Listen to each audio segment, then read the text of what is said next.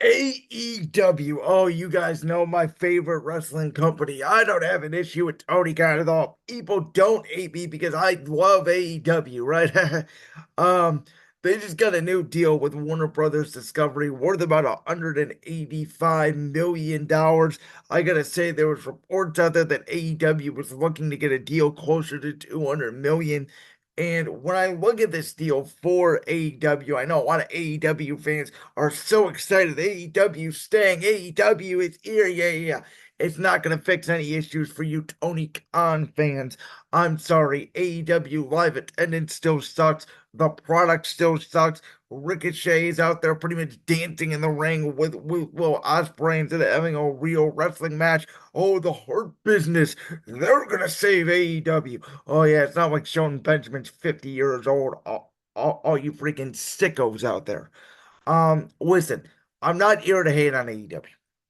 I have said from the beginning, since that Double or Nothing 2019, the first ever pay-per-view for AEW in Las Vegas, AEW should have been something that should have been competitive to WWE, especially when Vince McMahon was running it. And there was a lot of excitement early on about AEW when they brought in CM Punk and Bryan Danielson. It felt like a real shift in the industry.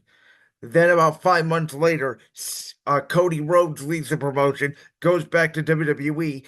5 months after that, Cody Rhodes turns into the biggest babyface in WWE after competing in that Hell in a Cell match with Seth Rollins. Vince McMahon gets ousted from the company, and AEW goes downhill ever since then, especially with the Broad incident at All Out 2022 between CM Punk and the Elite. And in my opinion, AEW has never recovered from Cody leaving and CM Punk basically saying that that organization is made up of children. And Tony Khan has done whatever he can to go on social media and defend himself ever since. But in all seriousness, when it comes to this deal, I think it's a good deal for AEW. I don't think it's a great deal. Obviously, Dynamite and Collision staying on Wednesdays. It sounds like Collision is going to stay on Saturday nights. I think the biggest thing about this deal for positiveness for AEW is that Dynamite and Collision are going to be streamed on Max.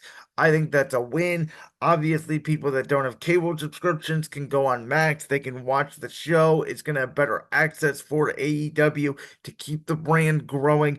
I do think that's a win. What I do think is a little bit of a loss is sort of a win if you think about it, because I had said for years and years there is no excuse, in my opinion, for AEW to be on pay-per-view. Just like in my opinion, there is no excuse for UFC to be on pay-per-view. WWE was ahead of the curve of this with the WWE Network in 2014. Then obviously they sell the rights to Peacock in 2021. You do not have to pay an extra subscription to view a what is now a premium live event on Peacock. Peacock raised its price $1. I think it's $6.99 now instead of $5.99. And obviously there's different tiers now, like there are with every streaming service, because streaming services have basically become cable with or without ads, and they monopolize them, which makes total sense. They have the right to do so. But I don't think that, AEW pay-per-view should cost. They said they're going to be at a discounted rate. So if a normal pay-per-view is $60, what are they going to do? Offer it half off at $30? I don't think that should be the case. And again, I'm not a hypocrite on this. I say with UFC, obviously has a deal with ESPN Plus.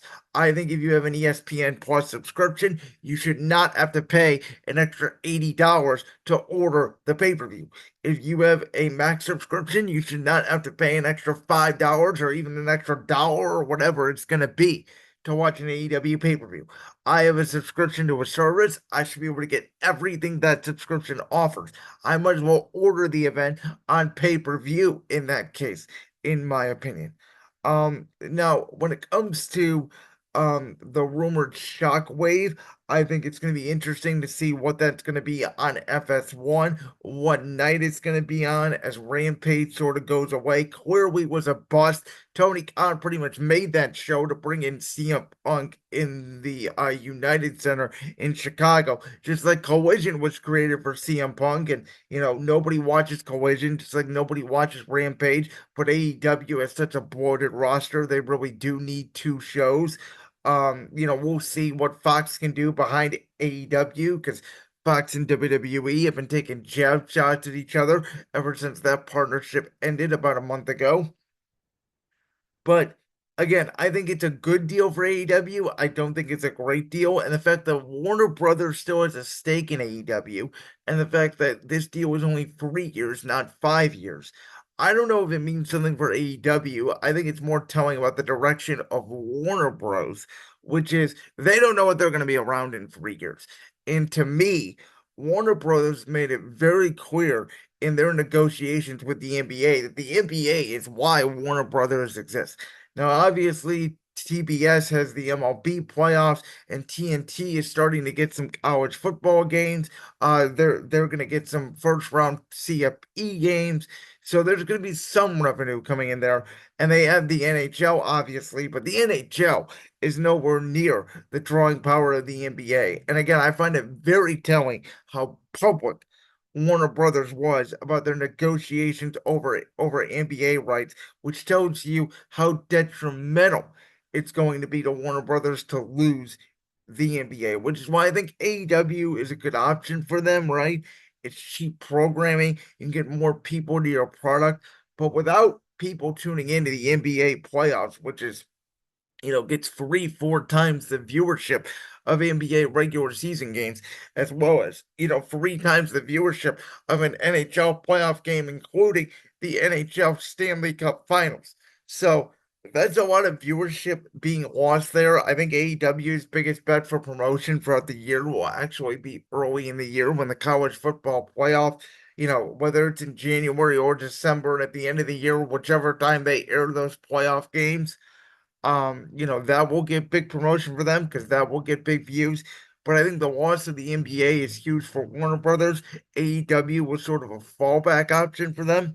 And again, it's clear to me it's a good deal, not a great deal. It's a proven deal for AEW. And again, they're getting more money in, which is good. Tony Khan has all the money in the world, so they're not going to fold per se.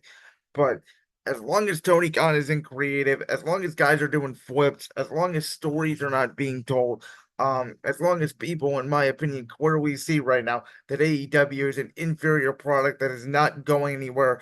The ratings are not drawing. They're going to get beaten out by NXT, which is on a broadcast deal as opposed to a cable deal, which is a big deal. I don't think this changes a lot for the future of AEW. Like that clip from the Brands World podcast? If so, make sure you go down there and hit that subscribe button. While you're down there hitting the subscribe button, make sure to also hit the notification bell so you never miss another upload. And make sure you check out all the other clips from the Brands World podcast right here on YouTube.